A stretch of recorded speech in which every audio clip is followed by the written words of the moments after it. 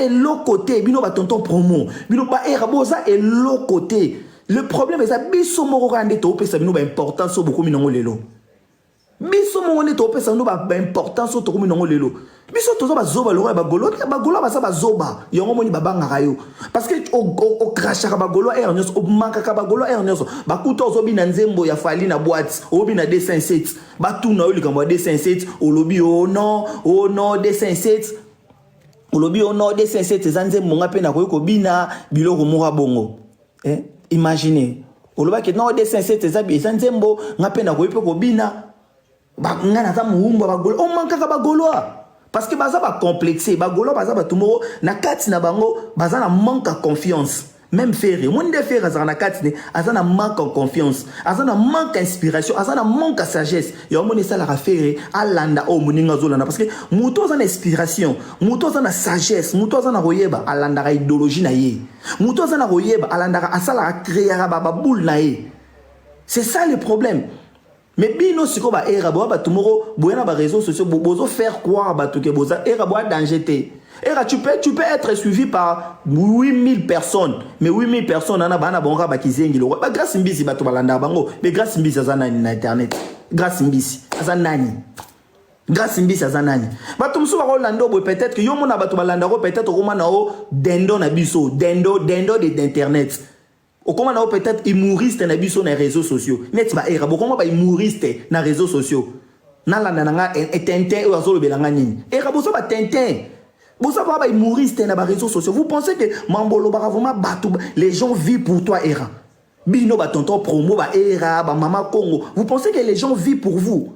Vous pensez quand vous êtes là, Biso ba Congolais to va rapport à Yo Mama Congo Loba.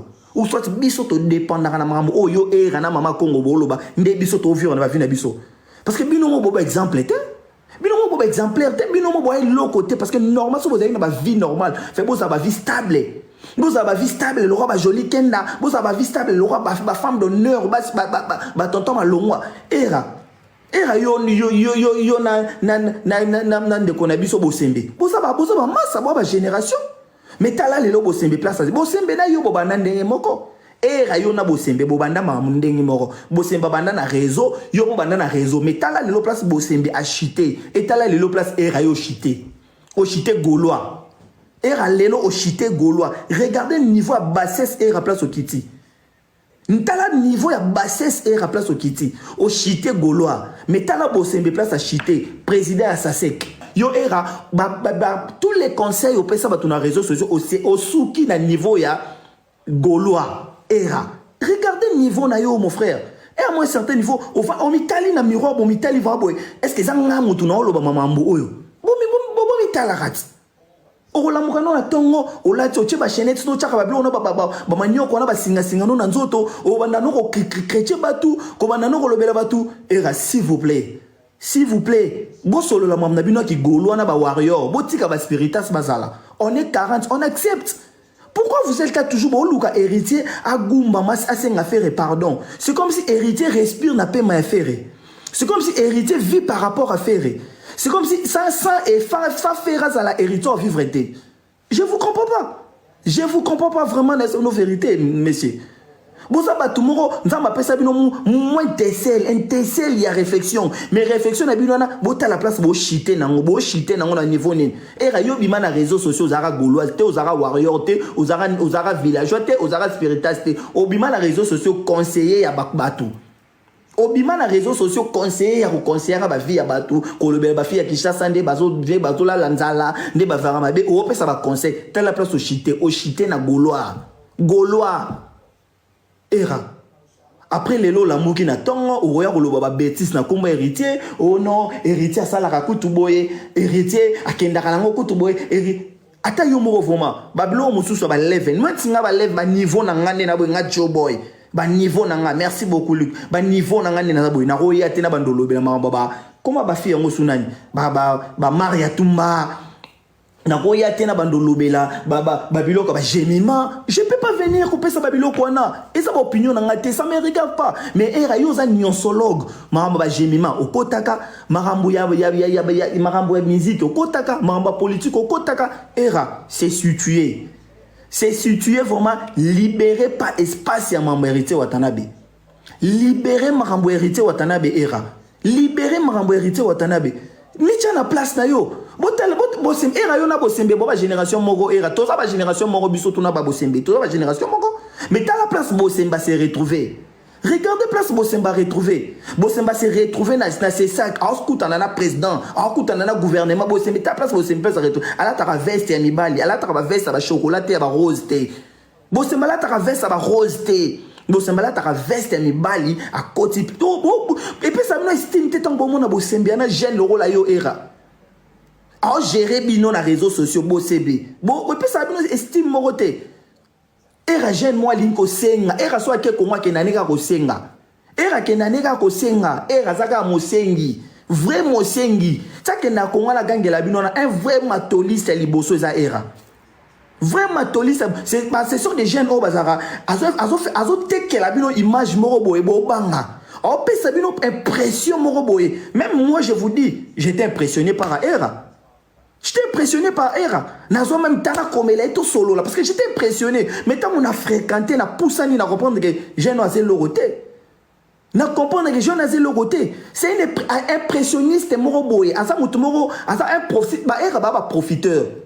Ba Era baba profiteur. Ba za bato ba yaka ko profiter na likambo. Era baba profiteur. Yon moni a profiter na likambo Eliane na Mike na Moïse Mbie. A comprendre que batu tout batale ligara Moïse batale ba côté la Eliane batutu ba côté l'Eliane yé habite ngafona bima contre attaque ngafona attaquer Eliane ngafona côté la Moïse Mbie. Bon comprendre l'idéologie, c'est un profiteur, c'est un malin ba era ba malin habite ngafona côté la Eliane yango mona baluka na Simeliane a côté la Eliane.